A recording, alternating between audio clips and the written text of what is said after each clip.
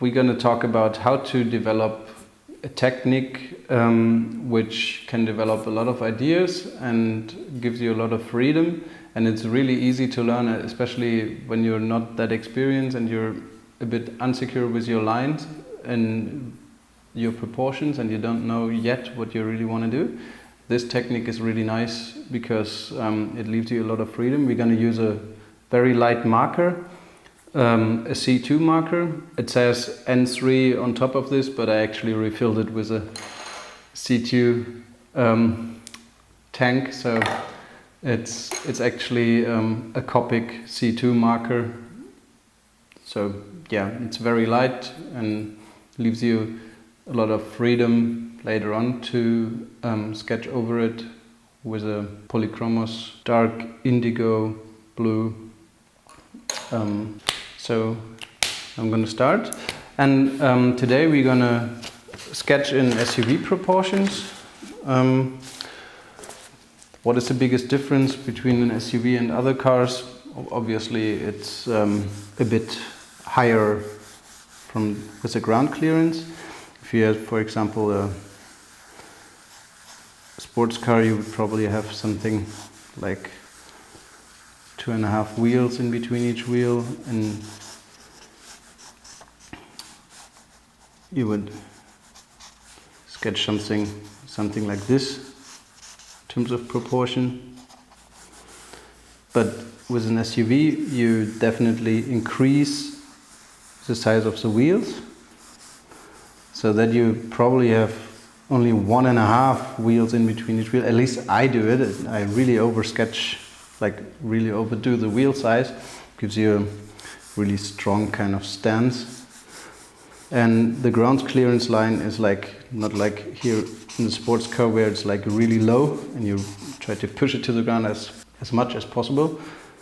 You more or less have the ground clearance line somewhere on the same level almost as the center of the wheel.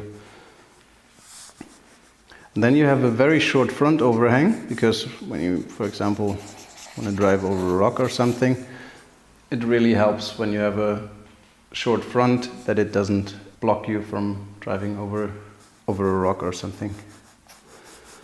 And of course, depending on the size of the vehicle you want to do, you adjust the size of the greenhouse basically while sketching, and the proportion, like the relation between the body side and the greenhouse, the cabin size. In our case, I think we're going to make a big, kind of almost luxury size SUV, and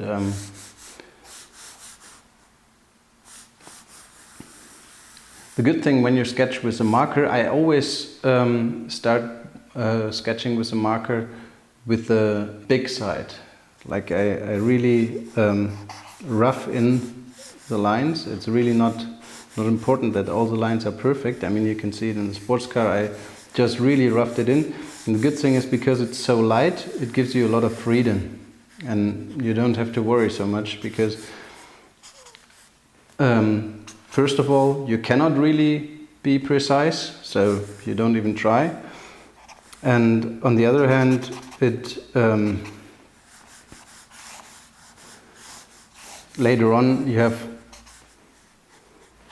within the thick lines you have drawn with a marker, you can choose your precise line with a pencil. Quite nice. Maybe we have some.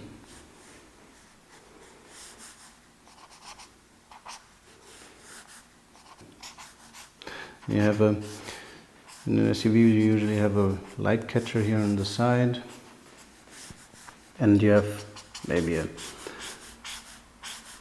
strong underbody protection. But for the marker, this is actually enough for the marker part. Maybe you sketch in some rough squares or whatever to indicate the rim, but that's enough.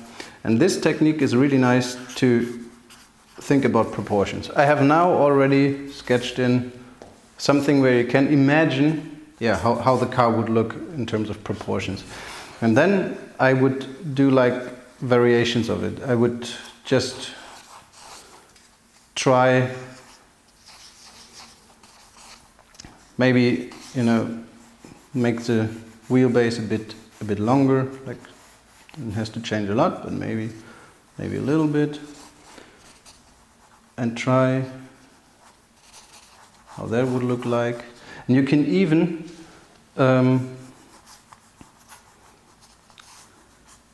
I mean, you can basically try everything. I mean, this time, wow, this became like a really long vehicle now. Almost Rolls-Royce-ish.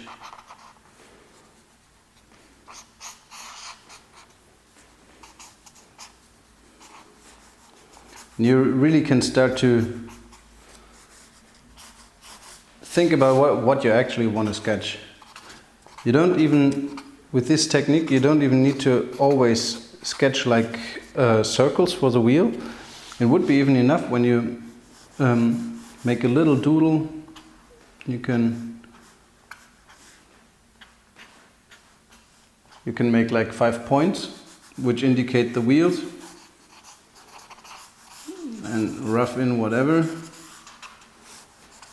And it can be enough to just indicate where the wheels would sit, and you can kind of read these points as wheels. And for a rough sketch and for finding the shape, that's perfect. You really don't need more.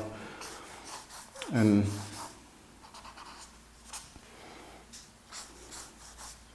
yeah, that would be the first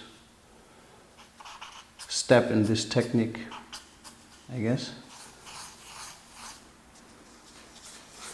Yeah, and then you would experiment, try a lot of different proportions, different shapes, and then you basically choose one. I don't know which one looks best. Maybe for now we just take this one.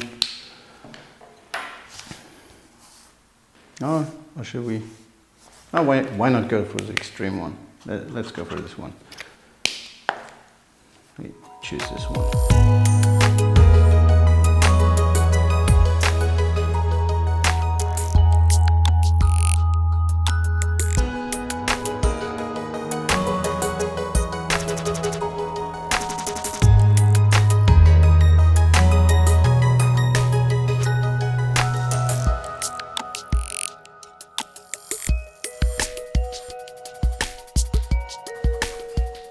All right. Give a bit more an idea of the section we would like to have. I mean, again, you can always introduce these little lines to explain a bit better.